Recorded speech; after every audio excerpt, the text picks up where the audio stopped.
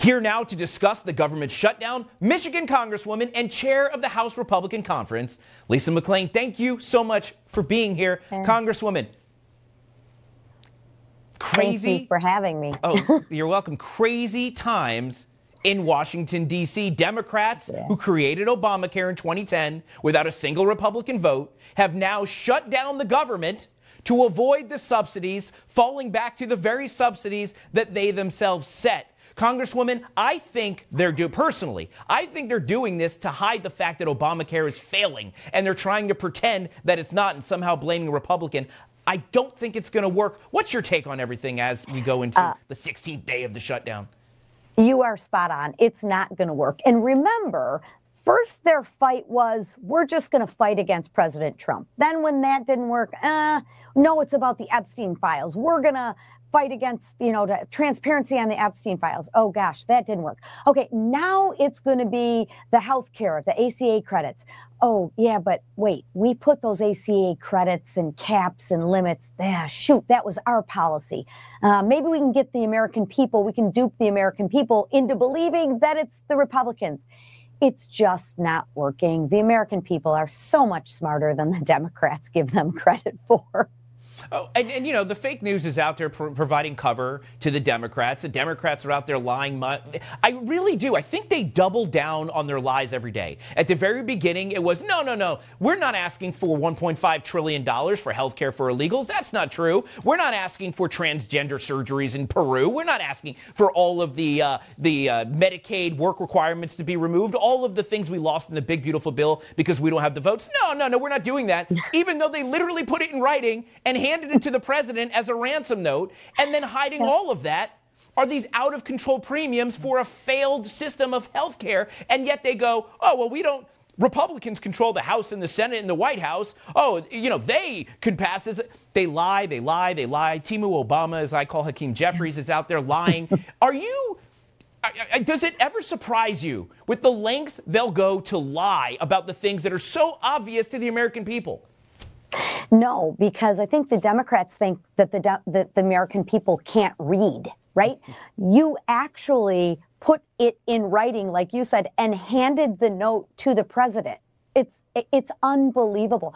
But the problem is they have no plan, no vision, no leader. So they have to come up with some new gotcha or tagline or, front page news story that the American people just aren't buying. We saw that in November when they overwhelmingly elected Republicans and President Trump. But they didn't learn from their mistakes. Right now, they're doubling down on Zorin, and they're going to have the "I Hate America" rally on Saturday. What are you going to do? Burn more American flags and have all the Palestinians flags show up? I mean, come on, you guys. Have a little faith in the American people, and how about you actually represent the people who put you in office? And that's the American voter. Shocker. Well, it's exactly right. And look, from the very beginning, they thought they can spin this as a Republican shutdown. But I don't think it's working. And I want to ask you, how long do you think it's going to go? Now it's the third longest shutdown in history. We have the 10th vote again today, failed. They didn't even want to fund the Pentagon. They're doing everything they can. As Chuck Schumer said, the longer this goes, he thinks it's the better for them. I think it's going to go as long as the polling suggests that somehow it's even. Once I think the polling shows that Americans are blaming Democrats, they're going to have to come to the negotiation table. But what do you think? How do you see this ending? How long can it go? It seems we're at a really sticky stalemate.